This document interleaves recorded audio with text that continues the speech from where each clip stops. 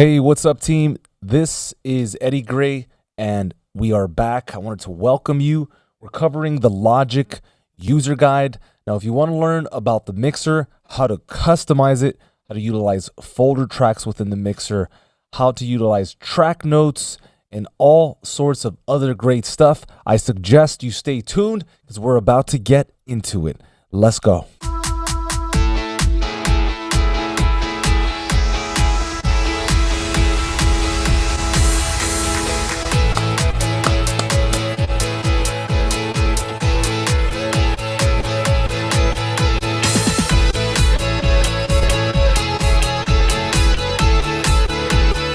How you doing? What's up? How you doing? You good? Hey guys. It's a brand new day. Let's get right into it.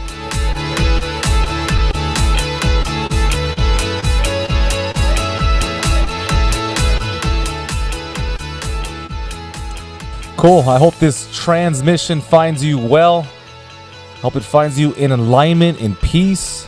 And most of all, I hope that it finds you in power, pursuing your passion and your love of the game. Let's go. Let's go! Love it. Man, I am so happy to be here. You have no idea. So grateful. Just so grateful for this moment. Just to be with you, to be able to share this amazing information. I love Logic Pro. It's given me so many different opportunities. Every day there's just something new on the table. And so I want more than anything for you, your brother, your sister, your cousin, everybody to succeed. And all it takes is just moving in that direction, right? Change the narrative and just put yourself in a position to succeed. So if you're feeling any doubt today, if you're feeling unsure, hesitant, reticent, whatever the case may be, I ask that you stay the course, keep pushing, right? We're on page 600 or close to it, and it's all really about consistency at the end of the day. So one foot in front of the other, one brick on top of the other, and one day we will look back and we will see that we have in fact created something beautiful, something like an empire. So let's get this session started. My name is Eddie Gray, and I proudly present to you the Logic User Guide, and this is brought to you by hfmusicacademy.com. All right, so we're getting into the end of the mixer chapter within the Logic User Guide. As a reminder, this is not rehearsed. We look at the information. We want to make sure that we organize to the best of our abilities, and then we give you not just the content, but we give you examples. And that's where we differ than most other channels insofar as we're providing relevant information that ties the concept to the user experience, okay?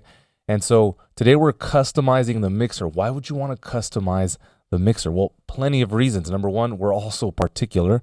Some of us very visual, some of us not so visual, more auditory. And so this can be a great way to look at the mixer how you want to look at it. It's one of the benefits and why we use Logic Pro. It's customizable. Not every DAW is. And so let's get into it. Let's get into the mixer. And just as a reminder, if you have any questions, I'll look at the comments. And as always, if you want to go ahead and reach out to our team, please do. Support at hfmusicacademy.com. Okay, so it's time to dig in and look a little bit closer at customizing the mixer in Logic Pro. When the number of channel strips in the mixer exceeds the amount of available space, you can change the mixer view. So there are ways to change the mixer view. Good. Now we know that we have three displays, if you will, three kinds of mixers: the single, tracks, or all button. These can be accessed by hitting the key command X. Once you're inside the mixer, Shift X allows you to go from the single mixer, the tracks mixer, and then the all mixer. And what's the difference between the tracks and the all mixer? Well, the all mixer is going to contain all sorts of information. What kind of information, you ask? Well, to start, you'll be able to look at the click track. You'll be able to look at the proverbial preview track in Logic Pro, which is utilized for selection-based processing and playing back all your loops within the loop browser, among other things. And if you have some MIDI channels, you can find these here. I actually deactivated those because I never seem to use them. So unless you have some kind of hardware synth or drum machine that you want to utilize within Logic, there really is no purpose for having this MIDI channel strip components. And so I've just eliminated all this from the channel strips altogether. So yeah, if you ever get haunted by a whole bunch of information here, that's one way to get rid of them. We also have the filters up here, which are really nice, and we'll talk about more in a second. It seems like we have gone over the mixer to some degree in the past by utilizing these filtered channel strips. But yeah, if I see anything new, we're going to cover it. Otherwise, you can backlog to one of the previous videos. It says here that you can use the view menu to hide or show specific types of channel strips. So if I click here, looks like we have the ability to do certain things. For example, we can scroll to just the audio. Well, I guess that would be the first audio track. Let's see, is this, let me go to a, all right, so I'm on a software instrument track, and if I go view and I go to where, I guess it would be scroll to audio. Yeah, so let's learn how to use that and see how that functions. So it says hide or show signal flow channel strips. So you go to view signal flow channel strips. You can show or hide. There's a key command for that. All right, so let's check that out. View signal flow channel strips. I see it dimmed out for some reason. I'm not exactly sure why it would be dimmed out. This has been kind of a running theme throughout this as well, where there's inherent or latent behavior that we're not sure how to look at. So there's something here with signal flow channel strip. This menu item is disabled because this function is only available in used mode. Okay, well, it's good that we have the information. The only issue is we're not sure what used mode is, right? And so this is the kind of information that I would love to get updated. Channels with sends only. Well, that's kind of cool. I never really noticed that feature, right? When you go to view and you only select the channels within the mixer that have sends. That's kind of nice. So yeah, there's something here that we need to uncover. I don't have any folder tracks instantiated, but let me go ahead and create one so that you can see that. I wonder if I could access it this way. Let's see, view, not yet. I created a VCA, which I thought would solve it, but maybe it wants control click the audio region folder. I'll pack a folder. Now, this still doesn't look like a folder track. So yeah, let's uncover some of this behavior and figure out how to do this. So yeah, we looked at channels with sends only. That's pretty sweet. What is this? All tracks assigned to the same channel strip. Okay, so let's look at that. View. Again, something that for some reason is, will it let me know? Oh, so I think what's going on is I'm just not using these components. And was this something that maybe I skimmed through up here? No. You also have the option of working with narrow channel strips or hiding the legend that appears on the left side of the mixer. So I guess they're referring to this here. We can get rid of it somehow. So that's going to be cool. I'm looking forward to getting rid of that. Hide legend. Why would they call it legend? That's interesting. So yeah, if you want to get rid of this, I don't know, let's say you are an aficionado, you know all your parts, you know where the settings are, EQ thumbnail, audio inserts, you don't want to look at it anymore, view, hide, legend. I actually like that, to be honest. Kind of a sweet feature.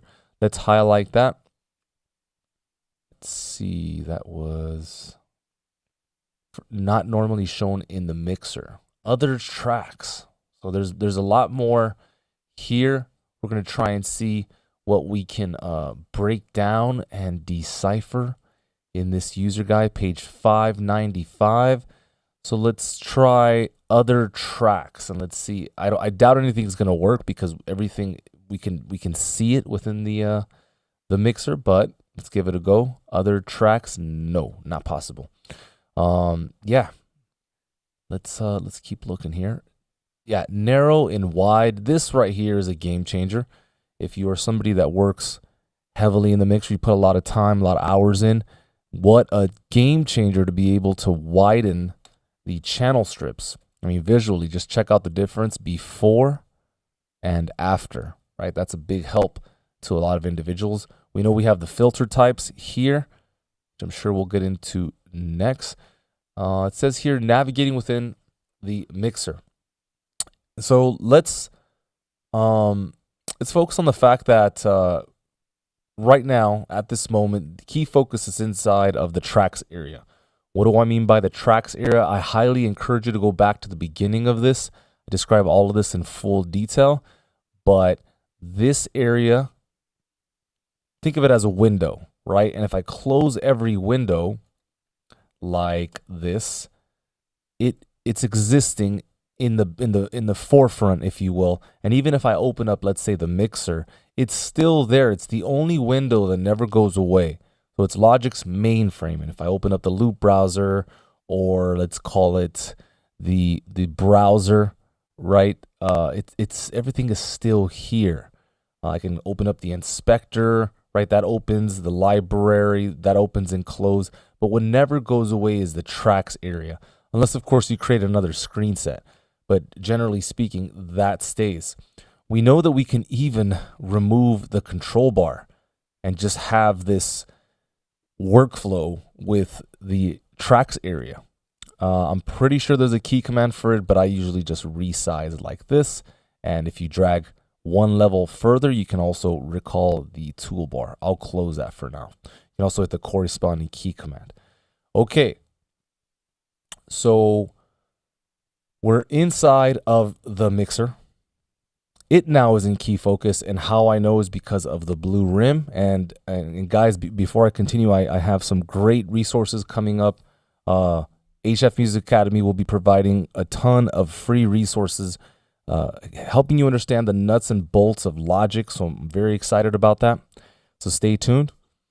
And so now key focus is within the mixer, okay? And when I use the arrow keys right and left, I am now in fact utilizing a much more efficient method of selecting the channel strips. Of course, I can use the mouse, right? But after a while, you're going to just want to be a little bit more fluid. Now, what happens if I hit up and down? Well, then the attention focuses to the tracks area, and I can still select,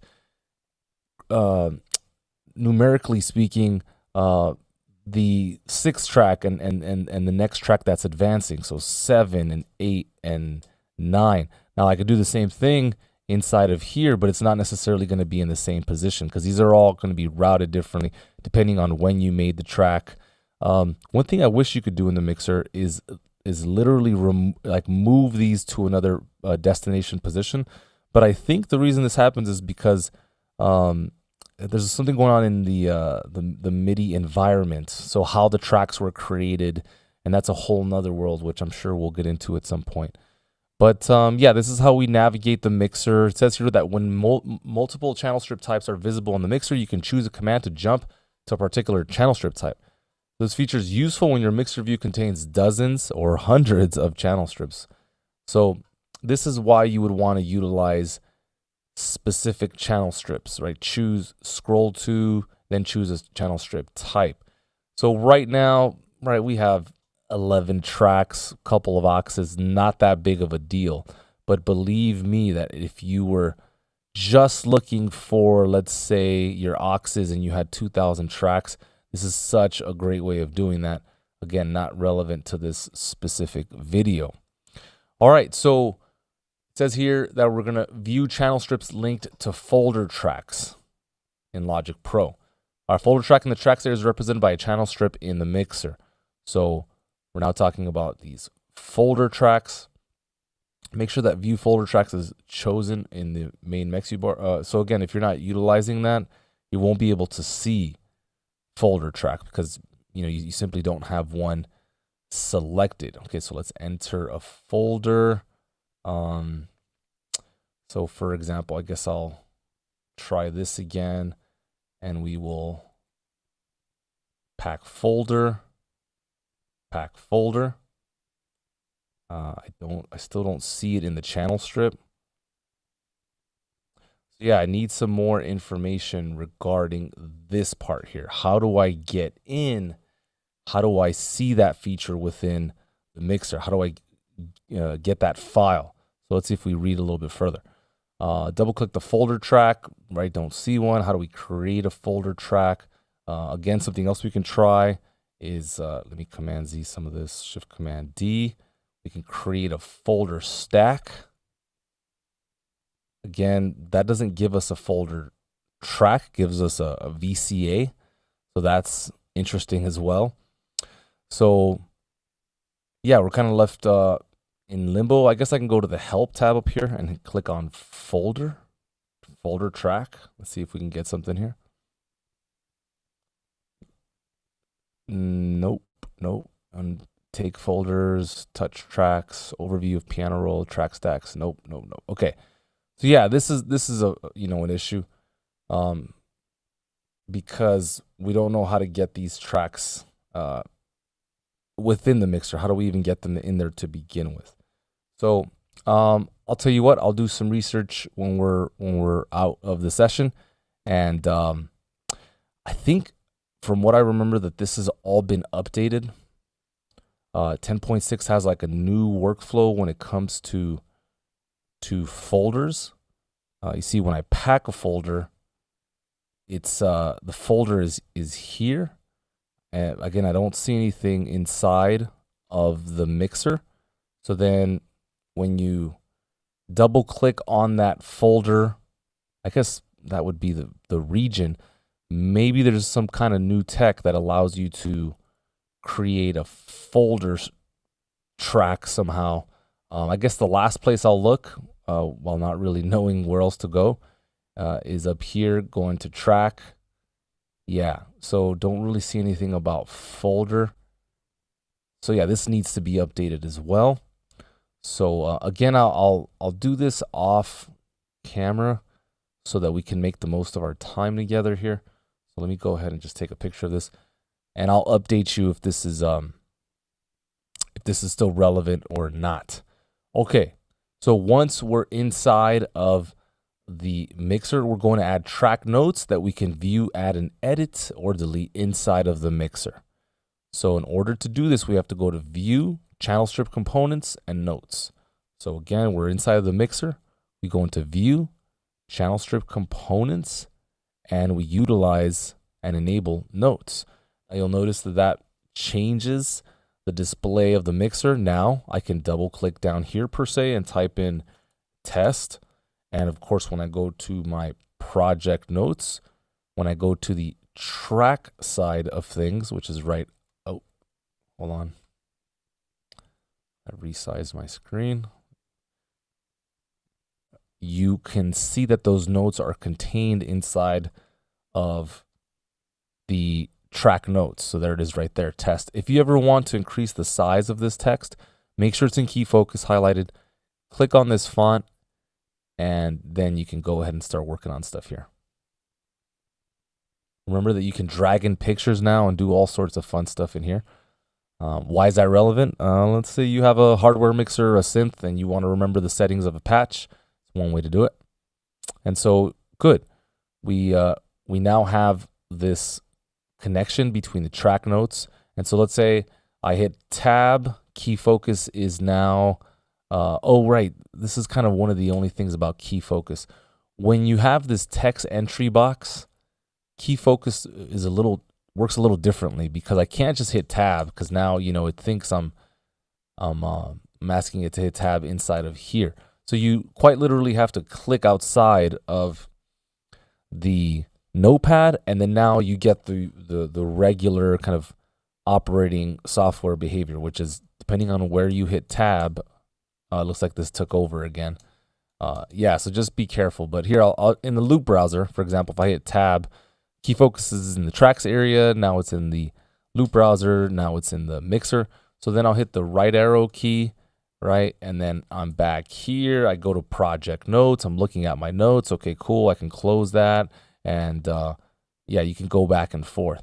So if you have any notes for a collaborator, for yourself, for the future, right? Maybe you're writing a couple tracks. You can click on the 808 here and just write, make it funky or what have you, right? And so then, of course, when you look at your track notes, there it is. Awesome. Okay, so hold on. Good. So we can access those notes. One of my favorite features about that I'm not sure if they're about to bring up or not, but if I go to View and I go to Channel Strip Components, hold on, let's go to Configure Channel Strip Components. You can decide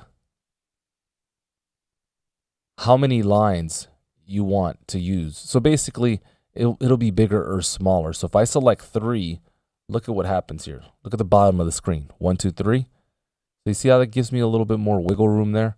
So in case you want to look at a little bit more information, I don't know, maybe you detail out the amp that you used with the plugin. See, there's a lot more room for you to insert the patch that you selected and maybe the plugin company, right? So that's a lot of information that's contained in here that you weren't able to utilize before, okay? And then, of course, you have your track notes down here as well. All right, if you want to delete, you can double-click the notes area and then add or delete text, as we talked about. View control surface bars. Okay, so control surface bars are MIDI controllers, mixers, any kind of hardware that you have connected to your system, and you want to be able to look at it. So I personally do not use this feature, but I want you to learn how to access it. Again, you go to the channel strip components. You can also access configure channel strip components, and you can access that here as well. You see how it says control surface bars right there? So because I don't utilize them, you're not seeing them on my system. But let's keep reading here. So again, this is how you would enable it. And what are we talking about specifically? You see all these little lines? Whoever this is, they're utilizing like a MIDI keyboard, maybe like a mixer, maybe they have like a separate sequencer or something, and maybe like, I don't know, a secondary MIDI controller. So they're able to look at all of these things that are connected to the session, right? If you control click the mixer, then choose control surface bar from the control menu. That's another way that you can access this. Control click here and just choose control surface bars. And I don't use them, so you're not looking at it. There's also a way to link your control surfaces. So you would go to View, Link Control Surfaces. So that's right up here. And I'm not sure what that does because it doesn't say here, but obviously it creates some kind of connection. Let's see, what else do I want to tell you about this? Yeah, I don't like to use that feature. I just feel like too much stuff ends up being populated on the screen, and so I don't really like to look at it. But yeah, let's keep it going. All right, looks like we're getting into IO labels. What does this even mean? Well, if I show you, I think you'll understand. IO labels. Okay, so what you're looking at right now is basically anything that I have connected in my studio by means of hardware or microphones, things like that. So on input number 1, I've got the API chain. Input number 2 is the reamp system. I got a Kemper in mono on 3. I have a second interface with some open inputs as well. And then finally, a third interface to control volume, what have you, with an additional 2 inputs when I have singers come in. So I had to label all that. Now, of course, some people may have multiple mic'd, studios where they have a bunch of, drums connected, and you can label everything in advance so that you don't have to do this legwork later. And so when I select, for example, let me go back here, input number 1, I know exactly what it is I'm selecting. So right now I can't see my inputs because my input devices are off. They're right. I have this set to none. But if I go to Universal Audio Thunderbolt, let me go ahead and enable that.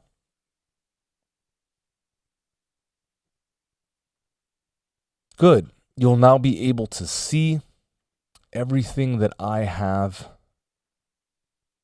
on my system. So let me go back up here. So there's input number 1. So I don't have to think about this anymore. There's no more guesswork. It's just like, which input am I going to use? Everything is connected all at the same time.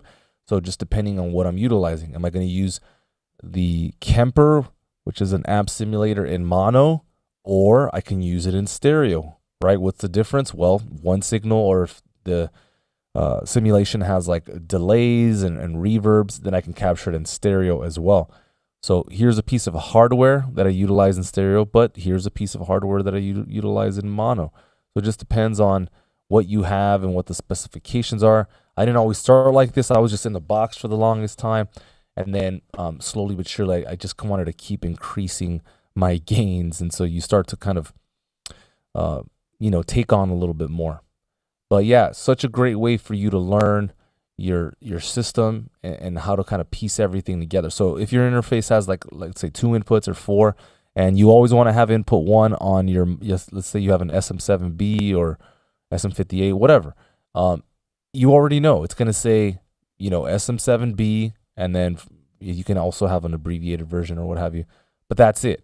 Everything is labeled in advance. You want to go to Mix, IO Labels, and then it says here that you choose a device from the device pop-up menu if you have multiple audio interfaces. So let's see here. Device pop-up menu. I wonder if they're talking about this here. So this needs to be a little bit more descriptive. IO labels can be individually defined for each hardware driver type, but are valid for all projects. So I just want to be clear about something. So mix IO labels, choose options. Hold on. Mix IO labels. Okay, so number 1, I don't see options here. I'm assuming they're referring to the mixer. In that case, what are they? Okay. Options, IO labels. Whoa, what was that? So wait. Yeah, so looks like it, oh, that's not good. It it added all of the verbiage. Yeah, I don't like all this. I don't like looking at any of this stuff. I just like looking at my user information, none of this stuff here. But yeah, I'm not sure exactly what they mean here. Choose a device from the device pop-up menu. Are they talking about the inputs and outputs? Because that's, I think, what they should be calling, and not device pop-up menu. Yeah, maybe they're talking right here, output device. And even if you have more than one interface, you should be able to find that inside of your preferences. Anyway, let's move on. Edit the labels for input, output, and sends slots. So if I go back into IO labels, okay, good. We can name everything accordingly. If you always want your second input to be your guitar, your first input to be your mic, you can set it up that way. So that every single time you go into the mixer and you want to select that mic, you select the mic. Depends if it's a stereo or a mono track, of course, so just be aware of that. But let's say it's mono and you know your microphone is on input number 1, that's all you have to do. That's how you select it. You don't have to guess or attach it every single time. If you have it set up, that can be a nice clean workflow. So of course you can name these using the long column or the short name column, hit return. So like I said, in the case of my the API. The long name is API chain. I can double click here and hit API. Okay. You want to revert to default? Pretty simple. Just reset everything from there. I'm not even going to touch that because it's the last thing I want to, kind of have to do it all over again. But use the labels provided by the hardware driver. Click the corresponding button in the provided by driver column. So where is this button? Provided by driver. Is that in here? Yeah, see, this is the kind of stuff I'm talking about. It's like view. Yeah, they're not entirely clear. I think what happened when you first hit IO labels, it shows you, like, you see, oh, there it is. Provided by driver. See, that didn't happen before. So I don't know if that's yeah, all this stuff needs to be clear. See, it says in Logic Pro, click the corresponding button. Provided by driver. So what they mean here is basically your interface is going to name everything accordingly as well. Okay, I wish that I could get rid of this because I don't like looking at all this information. It boggles my mind. I like the, simple. I know what input 1 is connected to. I know what input 2 is connected to. Of course, can you switch it? Yeah, let's say that for whatever reason you wanted the second input to be the mic now and the first input to be the guitar. You can do that, and then you would just change your IO labels. Now remember, they're just labels. It's not literally rerouting anything. I just want to be clear about that. Page 600. This is epic, monumental. This is Eddie Gray reading the Logic User Guide. We're going to talk about undo and redo the mixer and plugin adjustments. We've actually talked about this before within this series, but let's see if there's anything new that we can turn. Using the mixer undo and redo commands in the undo history, you can undo and redo adjustments that you make to the channel strips and plugins. Now, this has to be enabled for you to be able to rock this feature, okay? Undoing or redoing within the mixer and plugin adjustments it's exactly like undoing adjustments in other areas of Logic Pro, right? It's just like hitting Command Z. The main difference in the undo history, where you can choose to include or remove changes from the mixer and plugins from the undo history. Oh, it's saying the main difference is in the undo history. Okay, good. So I want to go ahead and highlight that, where you can choose to include or remove changes. So essentially, if you want the mixer to not have this enabled, it doesn't have to be enabled. You don't have to utilize this feature, right? So if I go to Edit, Undo History, I can eliminate all decisions that you make in the mixer. So if you're somebody that's sure-footed, you know exactly what you're doing, you actually may want to undo that, because maybe you make a decision within the mixer and I don't know, you just don't want it to mess up. You want it to be locked. Maybe you hit Command Z by mistake. This literally allows you to not be able to undo changes made in the mixer and or the plugins. I like them on personally, but that's just me. Okay, so it looks like there's also specific mixer and plugin undo commands in the mixer. So what do we have here? It says we can mixer undo. So you can undo the last mixer action. So these are mixer edit menu. Hold on. Where can I find these? Where is the mixer edit menu? They're not, let me see if I can find it up here somewhere. Mix. Questionable. Yeah, see, this is what I'm talking about. You have no idea where they are. There's no menu here. Yeah, that would be nice though. Mixer redo. I mean, I guess they're talking about this interface, but I'm just unclear about this part. In the mixer edit menu, I don't see a single mixer submenu, and there's nothing in here. All right, I'm just going to take them at face value, unless I can control click something up here, which I doubt. No. Okay. So looks like we can undo, like there's some pretty cool commands here, but we need to find out where to get them. To learn about using undo from the plugin window header, see undo a plugin parameter change and redo a plugin parameter change. Yeah, I really wish there was more info on this because they're not giving me much here. There's also specific mixer and plugin undo commands. Okay, I guess the last thing I'll do is I'll go to the key command window and I'll type in mixer and plugin undo commands. Maybe I could find that here somewhere. Let's see if I close all of these windows at the same time. Can I find, let me get that terminology. It's mixer and plugin undo commands. Here we go. Nope. Okay. So yeah, we're gonna have to put this down because I mean there's no info on it. So yeah, we don't see anything here. So yeah, this definitely needs to be updated. This is not gonna work. Strike through. Good. The idea is here, but they're just stating that they have these key commands within mixer edit menu. Maybe it's just within edit. Select audio channel strips, Shift A.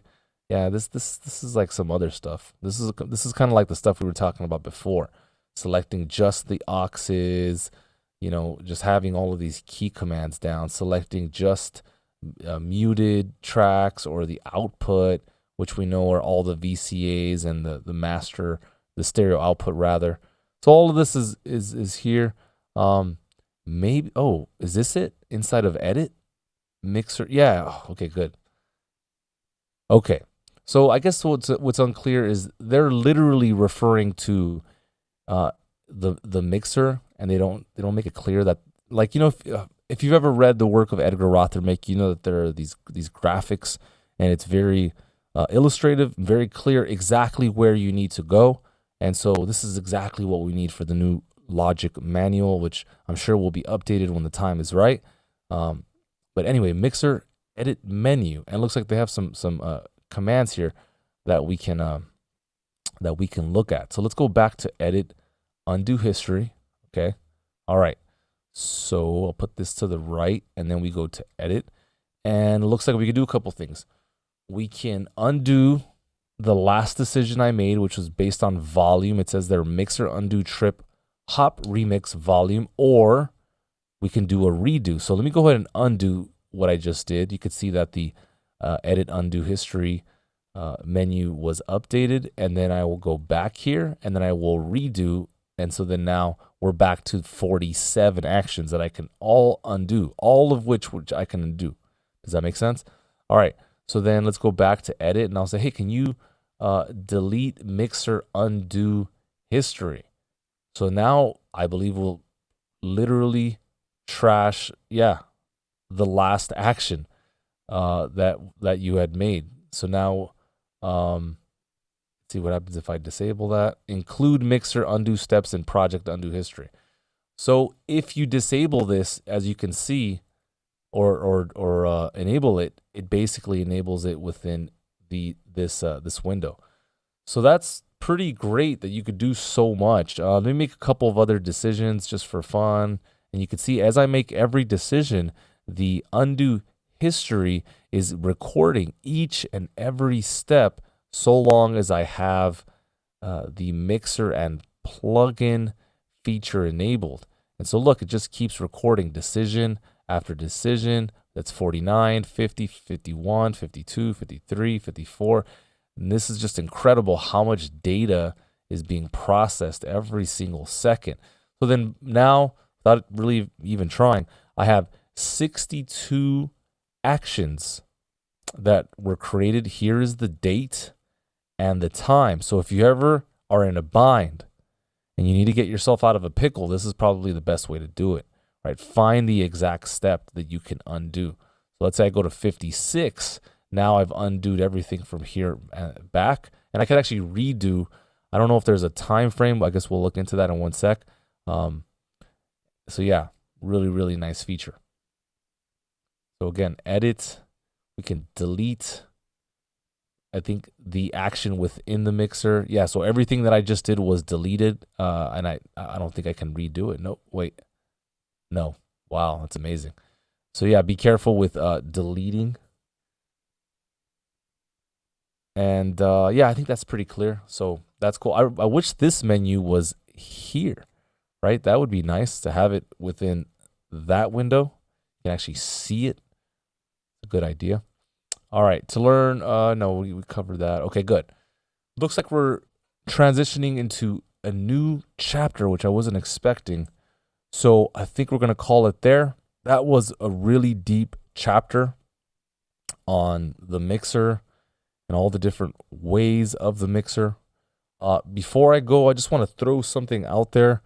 There's a really interesting feature that I just want to point your attention towards. Of course, I've been doing this for the last couple weeks, and you can imagine so much information is coming up after consulting thousands of clients, creating a curriculum for Logic, sold it to LearnQuest, who's an Apple training provider.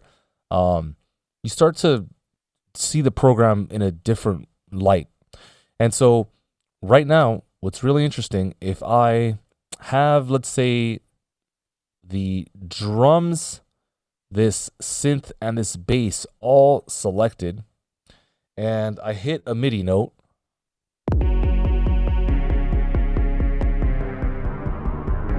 you can see that they're all playing at the same time. Okay. All right. Now what's interesting is if you auto demix,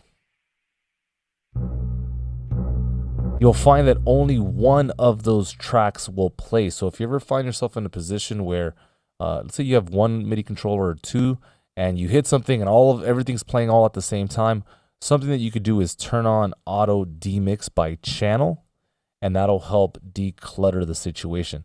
Now, of course, it's going to pick the track that's in focus.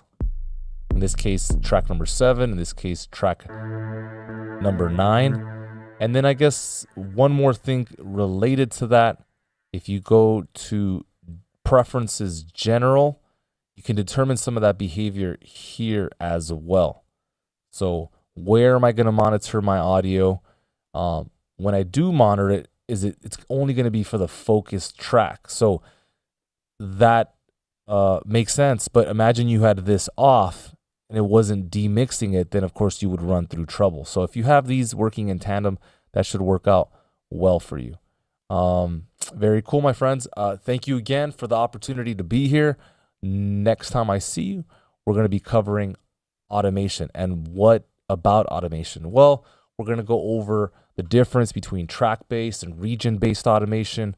We're going to learn how to convert automation. Have you ever had a passage and you want to maybe change everything to track automation or convert all the region decisions you made into track automation? This is some of the stuff we'll go over.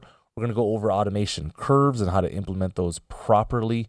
Looks like we're going to touch on some of the automation modes again, and we'll see if we can give you something new there. And yeah, looks like we'll go into all of the various parameters, how to use automation, how to, let's see here, parameter currently shown, good. Automatically select which automation parameter to display. This is my favorite feature in 10.4, I believe. Auto select automation parameter in read mode, and all sorts of great stuff. So I'm going to catch you guys next time. Thank you so much for tuning in. Appreciate you very much. All I ask is that you share the content so that other people can benefit from it. It just takes one piece of information to just drastically change the course of things. So just wanted to thank you so much for our time together. I'll catch you tomorrow. We'll cover automation. If you have any questions, hit us up. Support at hfmusicacademy.com. And remember to stay up. See you later.